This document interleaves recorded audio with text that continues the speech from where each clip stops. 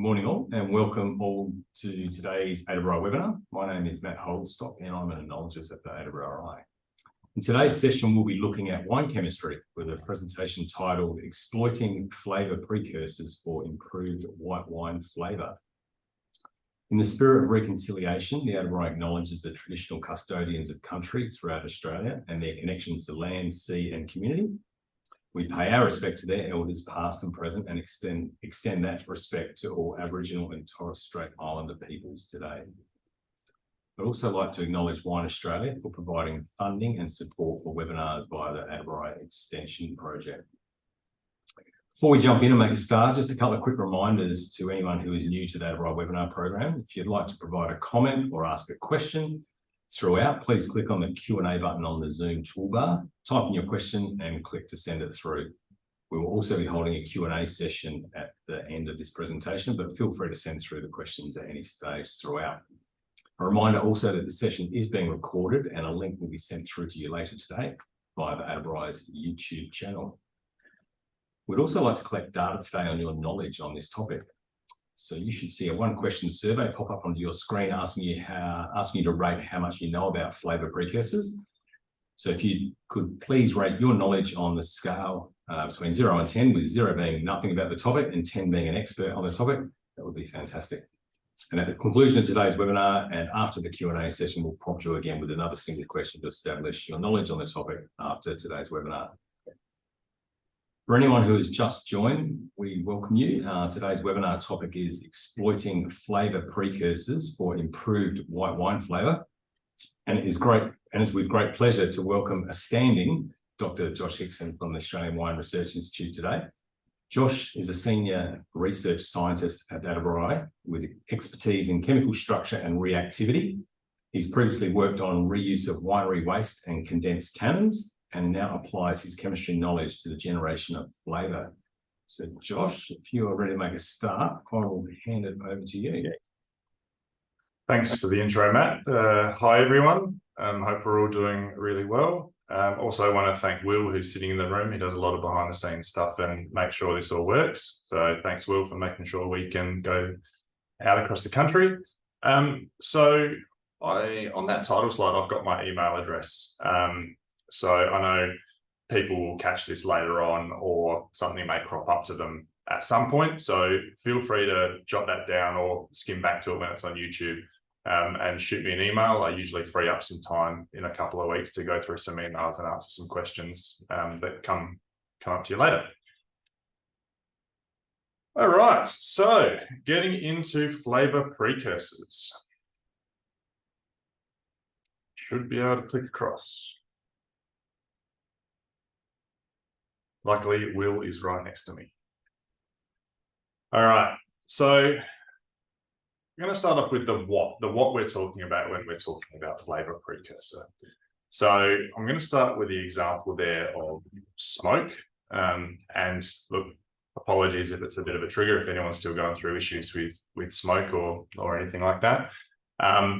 It's just an example that unfortunately a lot of people can understand. Because of what's been happening in the last few years. So obviously when we talk about smoke, we've got these markers that we understand in grapes that they are there, but they don't provide a smell, but they can be unlocked to give a smoky aroma afterwards. So the ball and chain that we're looking at there, that's that locked up flavour. It doesn't smell, but it can become flavour. So that's really what we're talking about when we're talking about a precursor, something that will become flavour. That is generally, in the scheme of things today, one step removed from flavour. So we're only really going to talk about a one mode of action that goes from the precursor to the flavour. I'm not going to talk about in detail steps and pathways and that sort of stuff. So today I'm going to have a look at some monoterpene precursors, so muscat flavour, floral and citrus, and how they can be unlocked. So those are very similar to the smoke markers in the fact that they're bound to sugars, so they're glycosides. We're also going to look at some tropical work, so slightly different there, where the thiol precursors are actually bound to amino acids, so they're slightly different compounds. Also, again, just going to say that I'm going to try and avoid as much chemistry and chemical structure as I possibly can. So that's why I'm going to be using these little pictures throughout. So hopefully we don't freak you out with too much chicken wire. All right, so that's the what. We're talking about things that will become flavour. But then it's about why we're talking about them.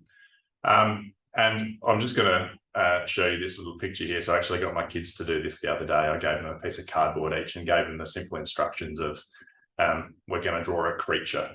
And sent them away, didn't let them talk to each other. And that's what we came back with when we put it back together. So very disjointed, pretty interesting outcome there.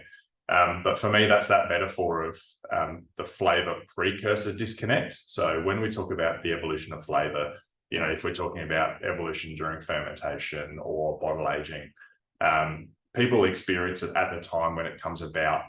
So we recognise it, we can identify how to modulate it. When we're talking about the precursors, those generally come about and can be modulated at a different place to where the flavour comes about. And often there's a disconnect between where that precursor comes from and where the flavour is realised. And that can be between roles or businesses, lots of different places. So there's a disconnect. And so that's why I like to talk about flavour precursors, because we can have quite an interesting role on the flavour outcome, but not at a stage where we normally think we can. So the other reason I like talking about precursors is latency and evolution. So we know that the product that we produce is inherently unstable. It does change with time, and that's sort of why we love it. Flavour precursors can contribute to that latency. So we get flavour evolution, we get flavour creation. So when we think about flavour precursors, they can give longevity and evolution to our product. The other reason I really like flavour precursors, and I want to talk to them, is this idea of inter-individual variation. So we all experience wine in a completely different way, and we know that we have genetic makeup that determines what receptors we have in our mouth, that actually what we do and don't taste or perceive. We have experiences throughout our lives that determine if we associate something with positive and negative memory. So we all experience it very differently, and precursors is no different, and I'll touch on some of that today. So you can have a wine that someone really doesn't like, and you can have the same wine that someone really does like. So touch on that a little bit later. So then we're going to go into the how. So I was talking about precursors, why we're going to be talking about precursors, and then just how we're going to we'll move across them today. So there are some connected aspects to do with flavour precursors.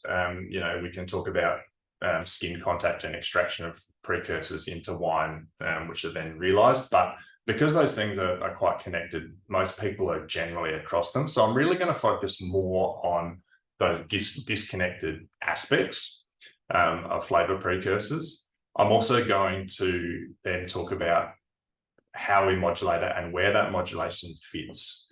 And this is probably the one of the trickier things, because, you know, I liken it to a game of Guess Who. That, you know, all of our businesses are different. We do things for different reasons. We're in different places experiencing different things. So the reason we would do something and our ability to integrate something into our business is completely different. So the easiest way to do it is to start to eliminate where it doesn't fit. So we'll talk through some of that today, but it's essentially a big game of Guess Who. You eliminate people based on what they can or can't put into the business, or where they are in their journey.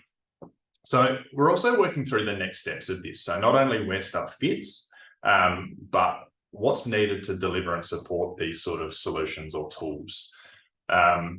So we've been working quite hard with Wine Australia in the last few months to try and, I guess, support things that are in and around our scientific outcomes. So, you know, if we provide a solution, then you obviously, if you need that during vintage, then you need a guaranteed supply chain. You need to know that you can get your hands on it at the right time. So there are things like that that we're working on next, after we start to break apart who exactly needs it, and we can focus our attention in a little bit more.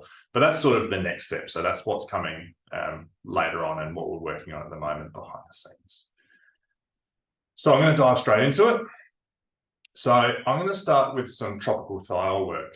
And I guess normally how we do this is we go into a bit of a scientific background and tell you how we got here. But essentially, these are all just converging storylines. So rather than just go through some scientific stuff, I'm just going to tell you the stories that were floating around in what we were doing and what the sector was thinking about while we were discovering it, so that we can sort of piece it all together. So the first one I'm going to cover off is what I'm calling the New Zealand Sauv Blanc Challenger. So we were out and about chatting to people and talking about the idea of New Zealand Sauv Blanc and what Australia has in its back pocket to be able to go up against it. So that's sort of where this all starts. So when we talk about Sauv Blanc and Sauv Blanc character, we're really looking at tropical thiols. So yes, there's some chemical structures there. There are some thresholds and what they smell like. I'm going to keep those little pictures going throughout the presentation, so you don't really have to remember the compound. You probably don't really have to think about the threshold. Essentially, these things smell tropical. Their thresholds are really low, so they're pretty potent. And it's what we associate that typical Sauv Blanc character with. So essentially, why are we talking about New Zealand Sauv Blanc in the context of us? So this is a very small graph of one of those tropical thiols, so grapefruit character. The red line on that graph runs across the top of a survey of this compound in Australian Sauv Blanc. So that's the 75th percentile, runs across to overlap with New Zealand. I think we're probably all across the fact that New Zealand a lot more tropical in their Sauv Blanc than we have.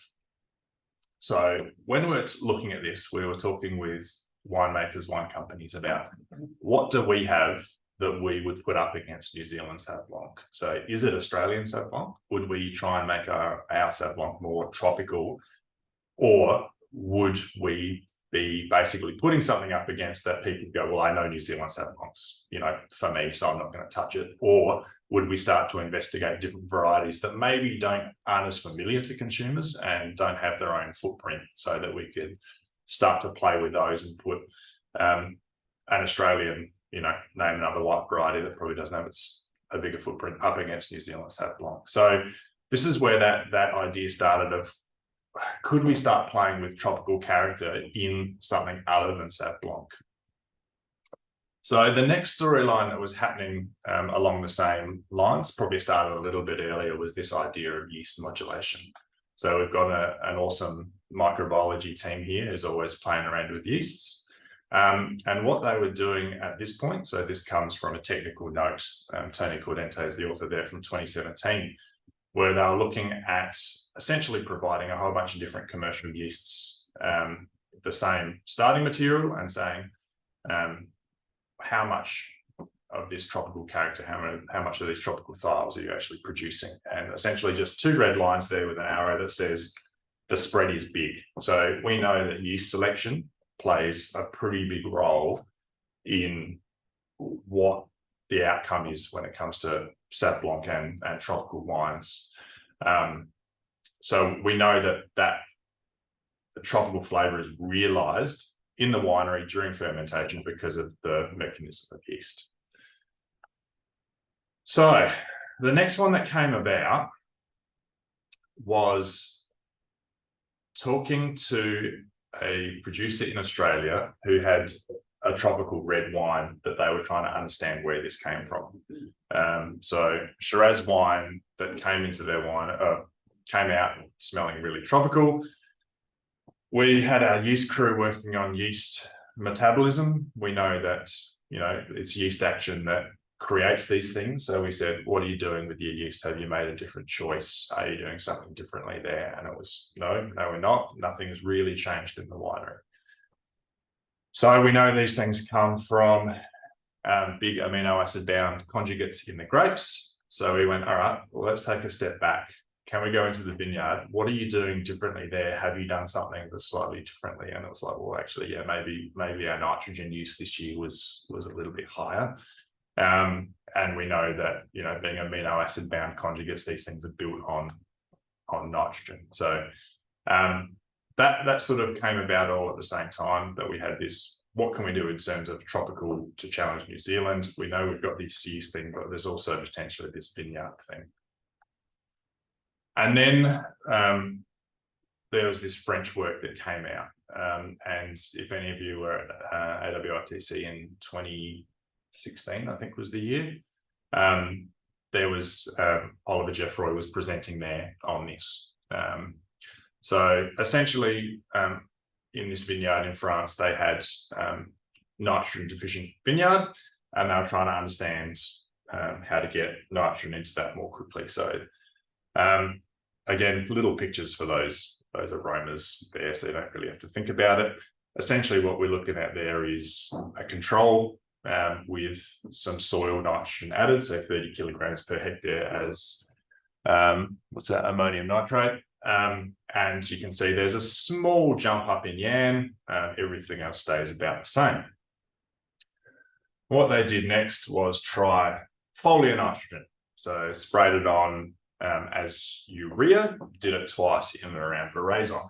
And you can see from that green box that the Yan increased quite a significant amount, whereas the thiols there did not.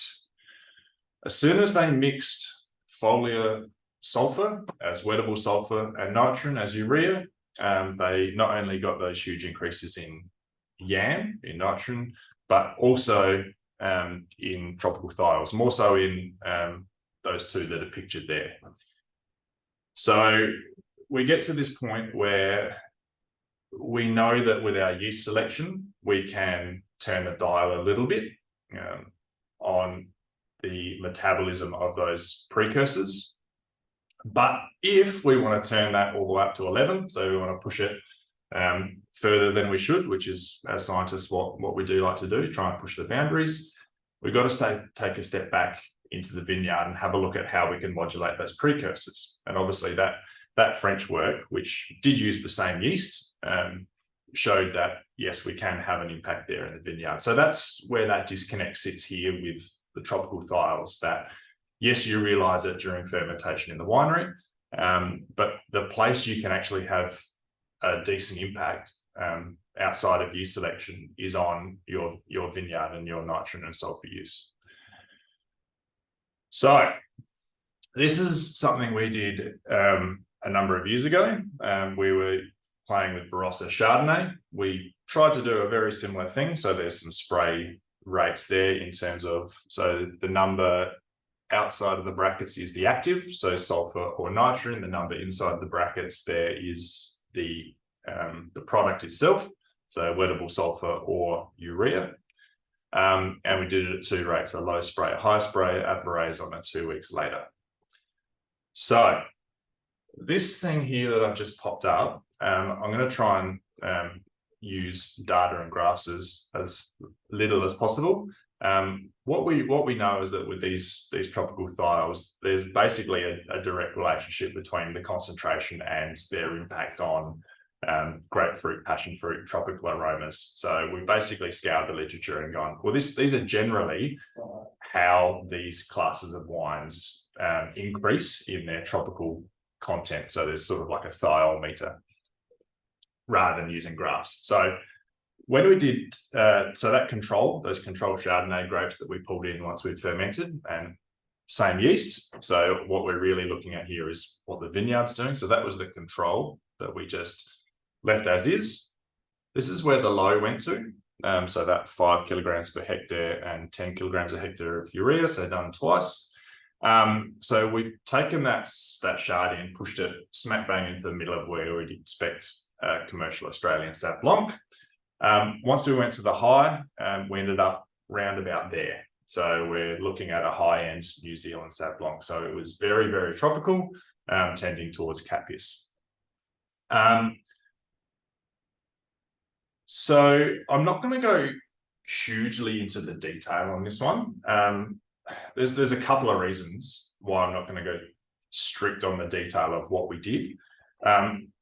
Firstly, we know that this isn't for everyone, and I'm not going to take people on a journey into the detail when you're not interested. There is information that's out there Also, there's this idea that once we get to the back end of our part in the science, that we actually need the sector to start putting their inherent variation on things. So we don't want to be super prescriptive on what it looks like once it's out there. We just need to be able to say, this is roughly what we did and what we saw. And we know that once it goes out into people's businesses, that they're going to be doing their own thing and interpreting their own way. So we're actually working with people in the vintage just gone where we've done exactly that. We've said, roughly, this is how it came about. It's up to you to interpret that to your in your own business. So there's a Wine and Viticulture Journal article which covers off on that trial and the results in detail, including chemistry and sensory. There's also going to be a few workshops moving around the country in the next month. So we're going to do a stint in just near Ararat and then to the southeast of South Australia, and then we're also going to Orange there, and I believe there's going to be a Canberra one the next day after that Orange one. So we're going out to those regions where people have trialed this, and so we actually have wines to share. So there'll be some workshops floating around. But again, email address. If you want more details, shoot me an email, or our IDS help desk crew are across this as well. So one thing I wanted to point out was because we had that initial thing with the commercial red wine that was too tropical, not only did we do this on Chardonnay in the first year, we also did it with Shiraz. So again, apologies, there's a graph there. It's essentially just one of those compounds at the low and high in both Chardonnay and Shiraz. And the take home there is that essentially the chemistry in terms of the thiol production, so what we're able to do in terms of boosting those precursors before it went into the winery, was pretty much the same in Chardonnay and Shiraz. So same stepwise increase as we increased that sulfur and nitrogen rate in the vineyard. What I really do want to point out is the sensory outcome was not the same. So in the whites, we just got increasing in passion fruit, tropical aromas and flavors. In the reds, the sensory panel that we gave it to came back as reductive, or a descriptor that they would use in reductive like. So we went back and analyzed these compounds for traditional reductive sulfur compounds, and they weren't there. So there's some work out there on the role of tropical thiols in red wines, and we do find them in pretty much all red wines, so they're a part of it, but sensorially they don't give the same character to red wines. Now, I'm touching on it here because when we go out and talk about sulfur and nitrogen use in the vineyard and its impact on wine, we get as many people talking about preventing it in reds. So we know that if you use a lot of sulfur and nitrogen in the vineyard, that you can create tropical thiols in red wines. So we have had people go, hey, maybe we do need to take a step back and look at some of our red vineyard practices before we go too hard on tropical character that we really don't want. So there's an aspect of reducing undesirable characters there. So we're going to come back to the guess who game. So obviously we know that this works. We know it works in Chardonnay. We've seen it in a lot of other varieties around the world. It pretty much translates into everything. We see it in reds as well. So it's like, well, who is going to want to use this? Because there's no point me spruiking this sort of thing to absolutely everyone when we already know that it's not for everyone. So this is that real, how do we target the potential end users? So in the spirit of guess who, is your person wanting to boost tropical characters? So if you're really looking to create a super tropical Sauv Blanc, or even push something else, then potentially it's for you. If you want to reduce it, then maybe even considering the science of sulfur and nitrogen use in the vineyard and reducing it is a thing for you. Does your person have a vertically integrated business? So this is something we come across quite a bit, especially when we talk about precursors and that disconnect between vineyard and winery. So if you're in a vineyard and you want to go and spray sulfur and nitrogen, yes, but the impact is seen for the winery. Winery, if you want the vineyard to do it, there's obviously something you need to promote there. So more often than not, people say, well, I've got my own vineyards. So I can do that. I can work on that.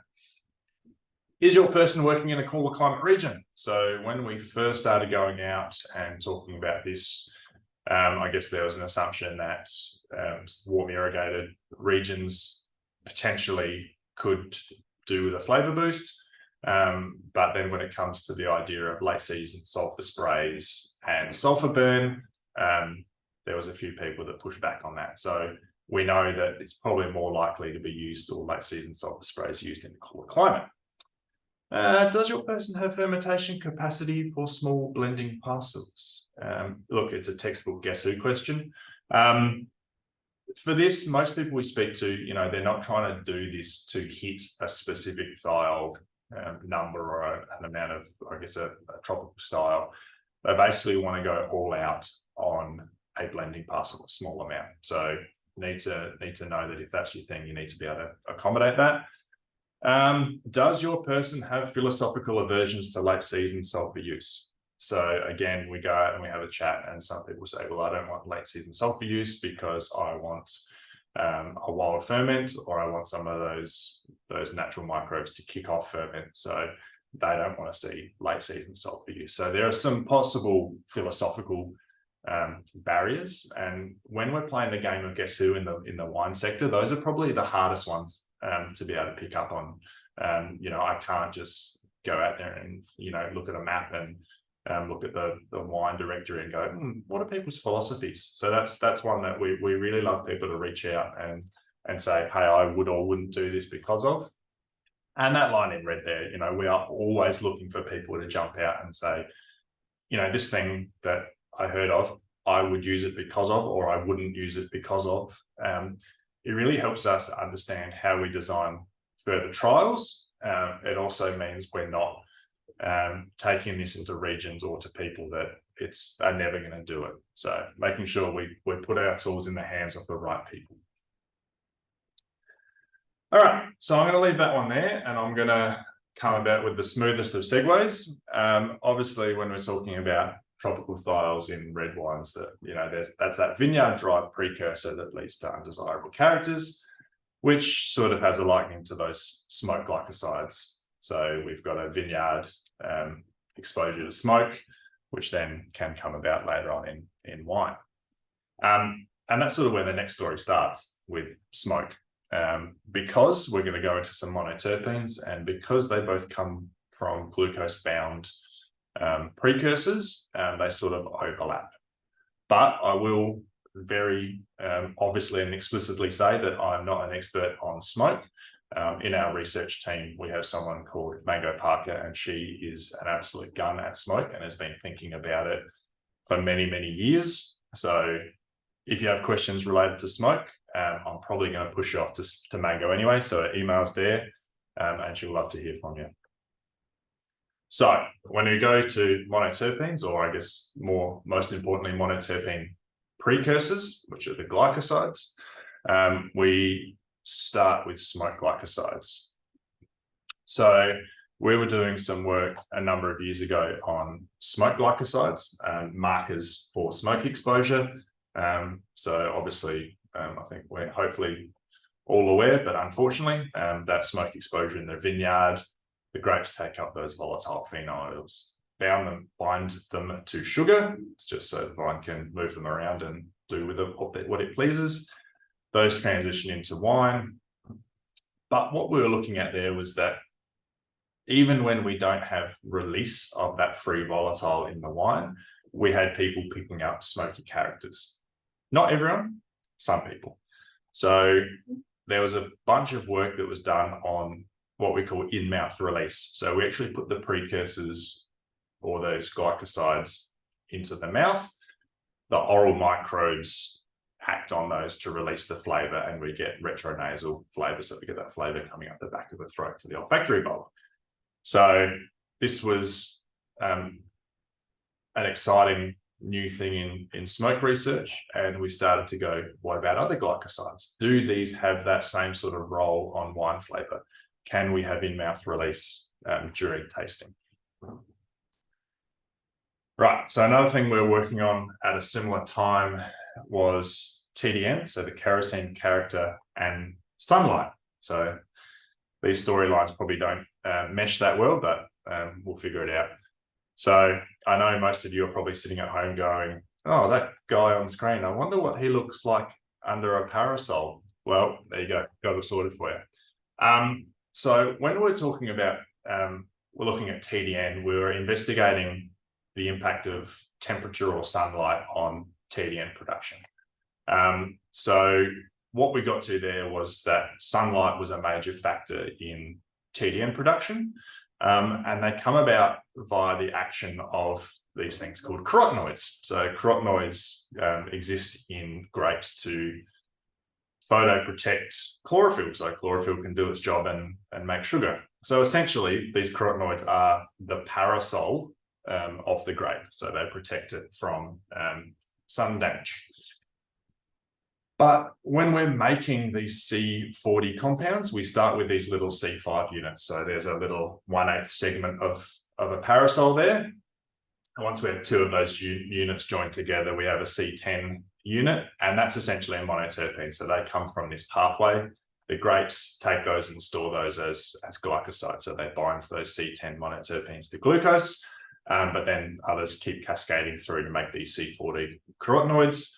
Once the grape is finished with carotenoids, which, we're talking about around veraison, soon after they start to break down and we get C13 norisoprenoids coming out the other side. So that's things like beta-damascenone, which is stewed apple, beta-ionone, which is violet flavour, and TDN, which is kerosene and Riesling.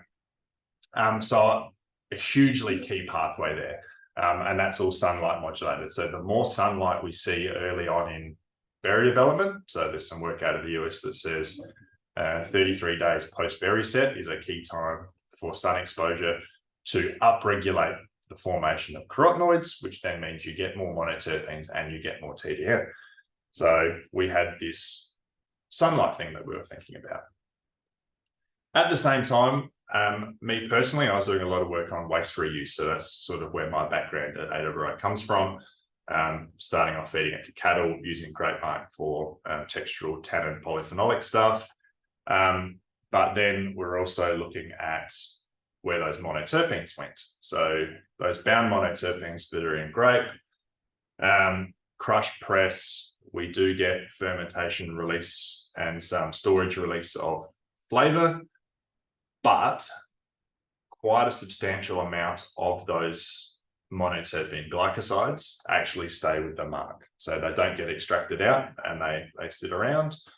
So there's quite a bit of bound up potential flavour, I guess, in grape mark, but there's also a whole bunch of bitter phenolics. So that's why, obviously skin contact is not always the go.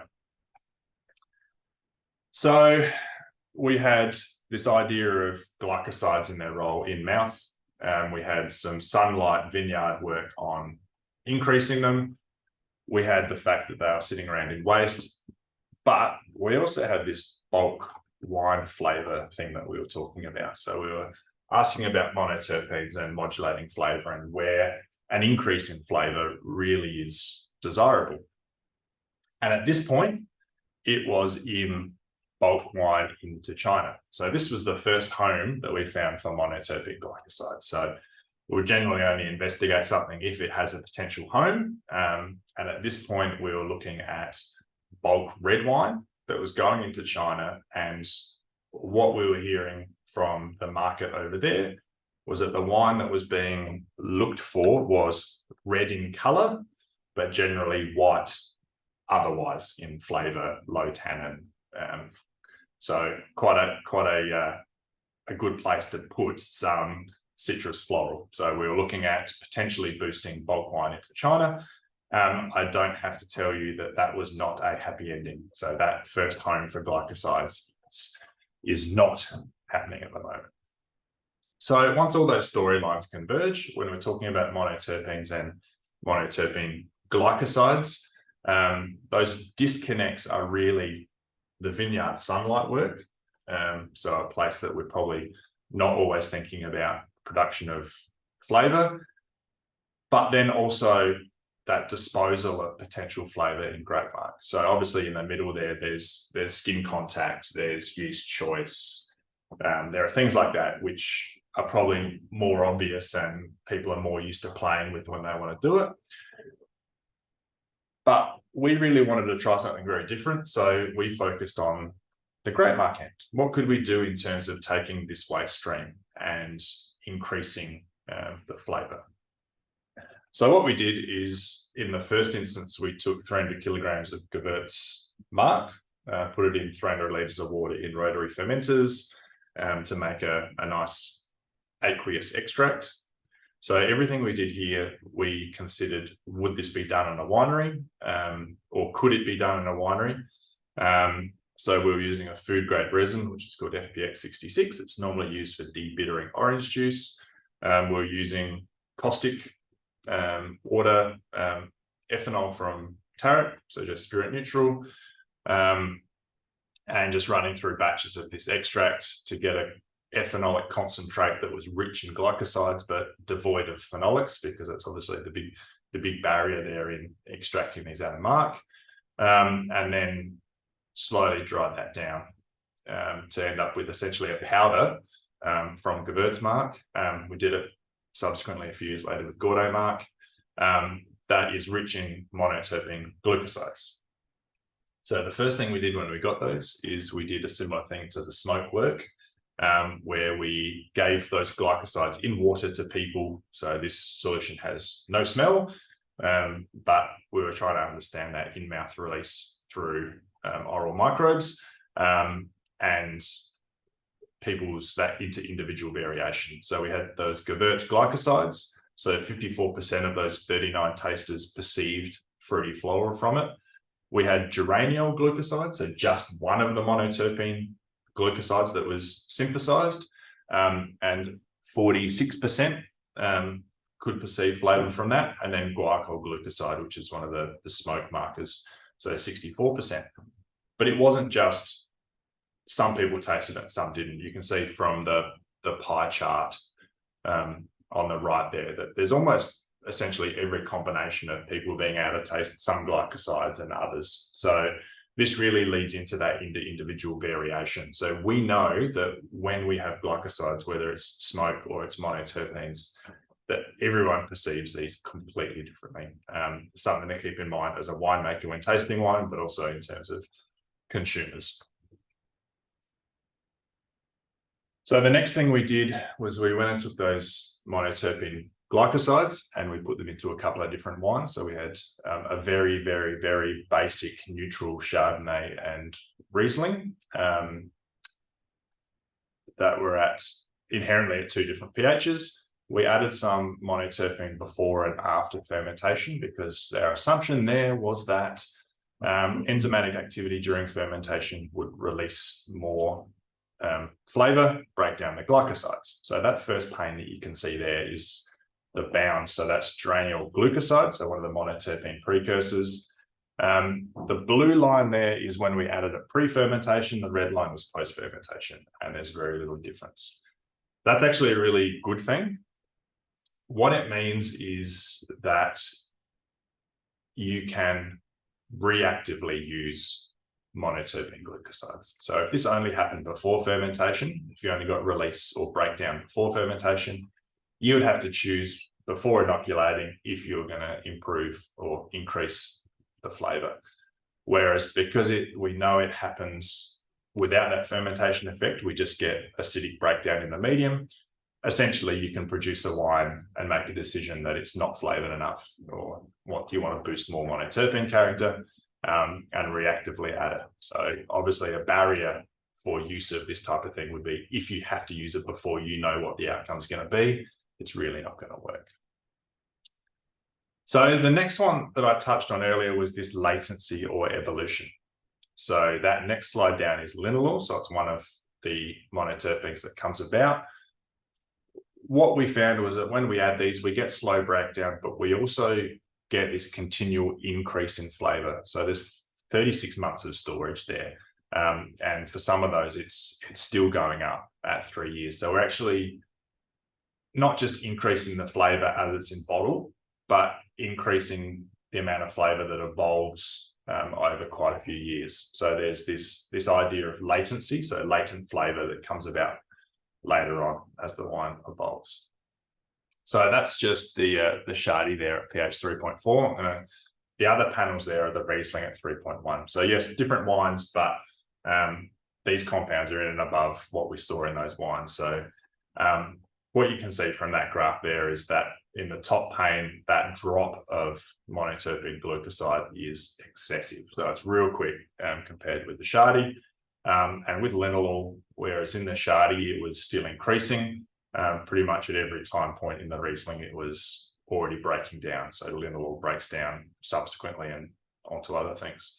And look, pH of 0.3, we know that's essentially twice as acidic.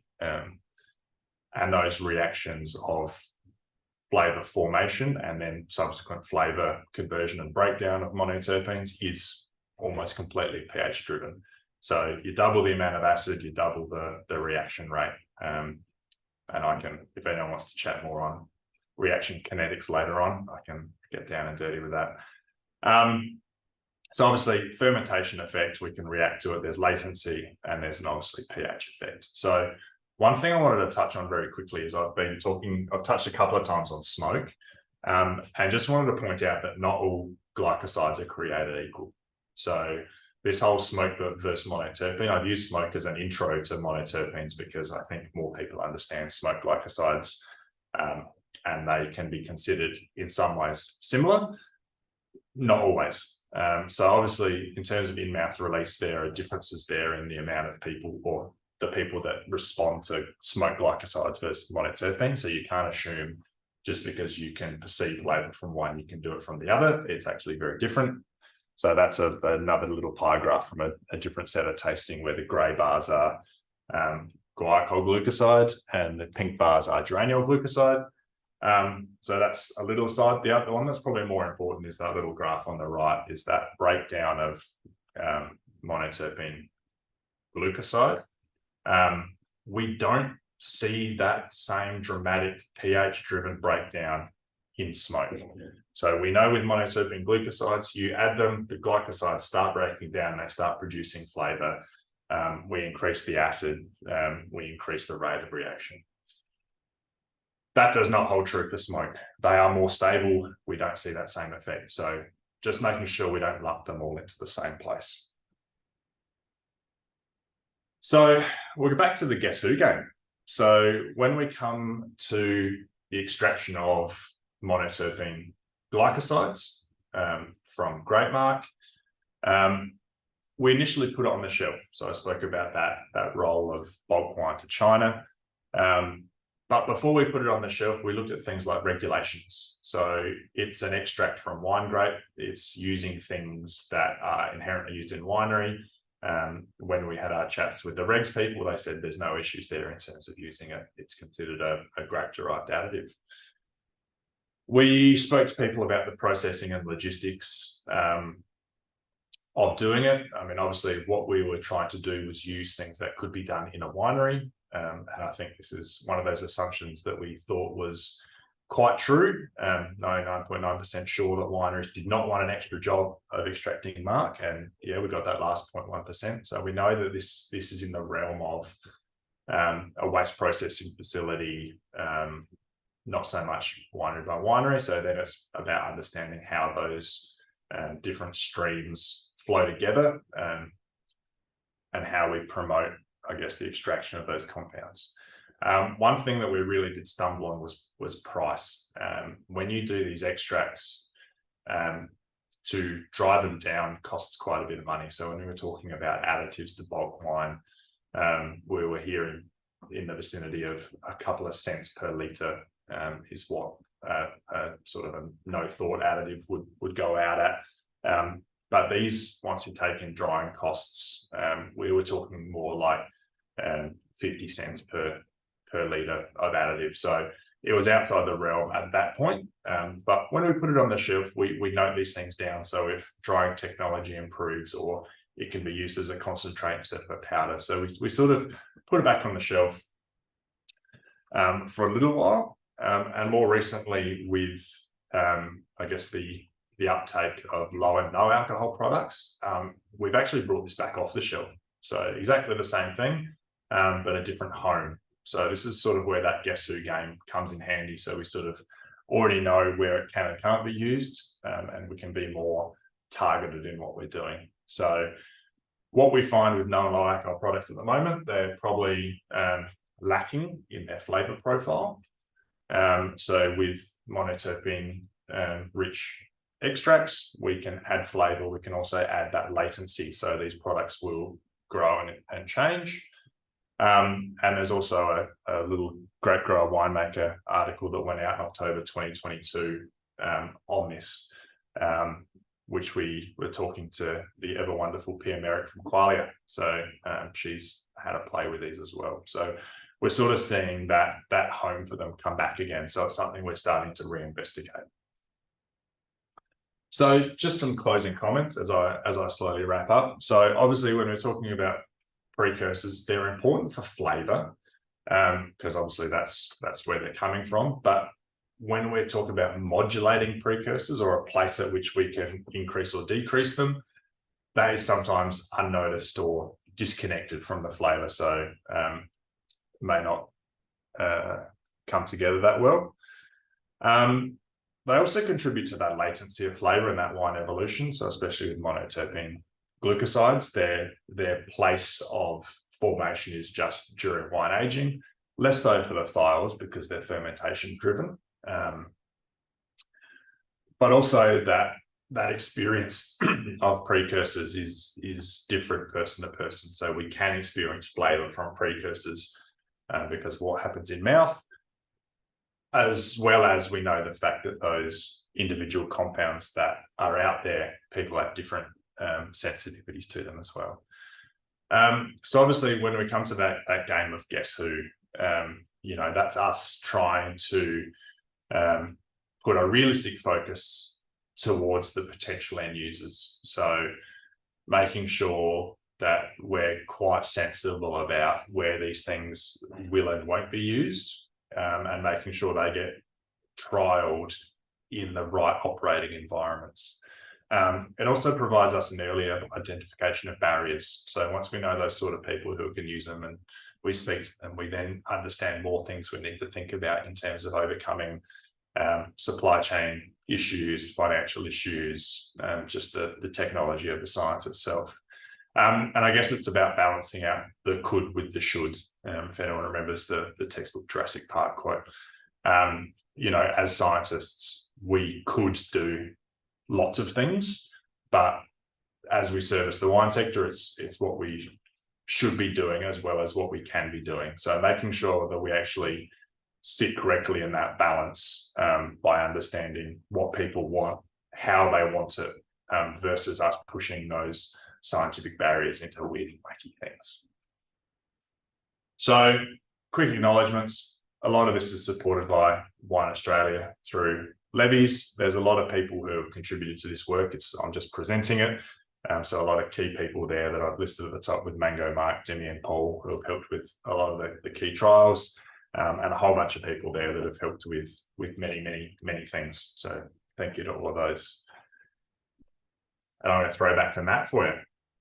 Thanks, Josh. That was great. That's great insight into some pretty complex chemistry, but you've made it quite simple to understand, which has been great. Look, there's been a couple of questions come through, so we'll start with those.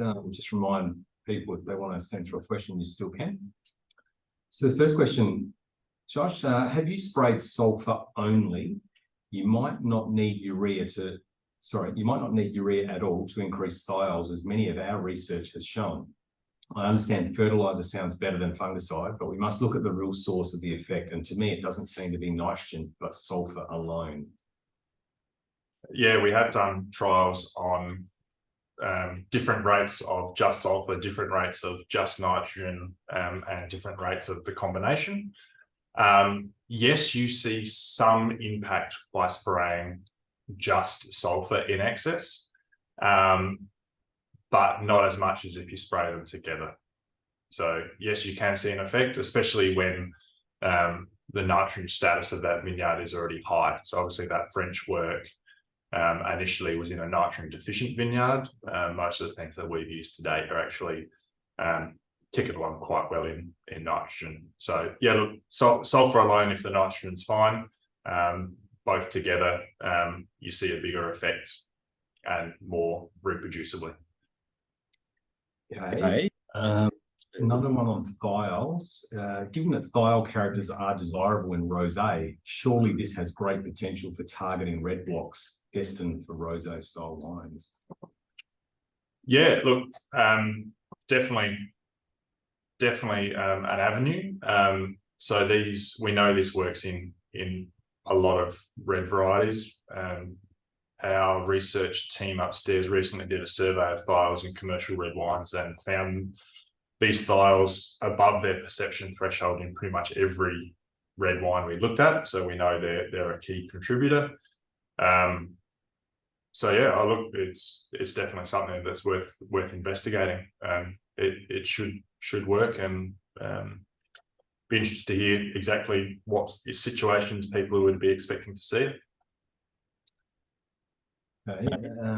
I have read some science demonstrating that thiol pickup increases when white fruit, in brackets in Marlborough, is machine harvested. Have you seen this in your work?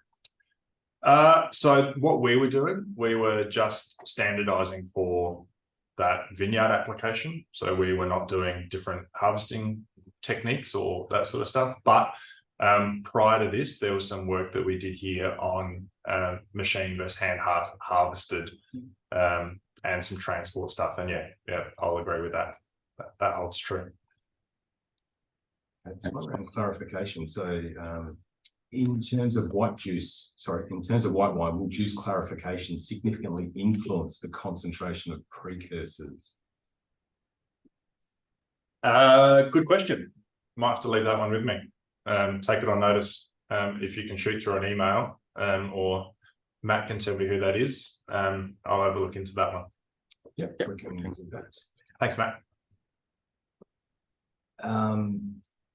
Next question is, you mentioned that the industry might want to get into fertilizer programs to manipulate thiol production. How would industry go about getting samples tested for thiols like 3SH and 3SHA? The Adelaide website does not advertise these particular thiols. Yeah, look, again, I'm not, just to clarify, I'm not promoting this. I'm saying it's an option. So each to their own if you want to do it or not. Look, in terms of the thiols, I'm going to say that, look, we have methods in-house where we can analyze for them, but they're potent enough and pretty reliable on their sensory impact that I think if you pass a nose over it, you should be able to understand what's going on with that wine. And once the thiols are created, so post-ferment, they're generally pretty stable. So not so much in the evolution space for those compounds. So yeah, look, it can be done. It's probably more in our research team that if you speak to commercial services and affinity labs, and it's something that you really want done, then they can potentially take that on and we can work on it. But yeah, look, from a practical sense, nose is probably one of the best instruments we've got here. Okay, there's another question. Have they, I'm assuming research world, have they got any specific research on the impact of amino acids to increase thiol concentration during ferment? I've seen some. So you reckon add it, I assume you want to add it to the ferment. Again, just clarification. So in terms of thiol precursors, if you're adding amino acids themselves to the ferment, then I would expect not a great deal of change, because we want those precursors to be built up via the grapes, that we actually need those amino acid or those sulfur-containing amino acid conjugates that release them. If you're talking about amino acids use in the vineyard, then yes, I've seen some work on amino acid use in the vineyard. Financially, it probably doesn't work as well. Very expensive route to achieve that. Okay. think no, there's one more that's come through. It's just more of a comment regarding that. Yeah, the amino acid question was regarding amino acid conjugates being the storage precursor to the thiols. Yep. So yeah, look, I've seen some stuff where amino acids have been used on the vineyard. There are some sprays out there that are heavy in specific amino acids, but yeah, look, price wise versus urea, I think, yeah. Again, don't have the numbers in front of me, but I'd suggest it's not going to work out amazingly financially.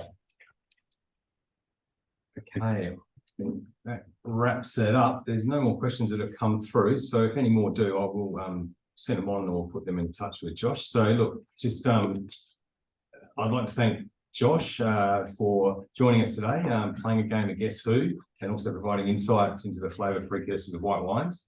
I'm sure everyone who attended today got a lot out of the session. I'd also like to thank the audience for logging in, taking part. I'd like to remind you that, as always, you will receive a link to review the recordings of this presentation, which will be available on the Adderai's YouTube channel. There will also be a couple of resource links there associated with this topic that Josh has provided for us today. Just want to make, just before we finish, for anyone looking to brush up on the latest techniques and technologies in viticulture, the Adderai still has a few spots available at the next ABC course that's going to be run later in October next month.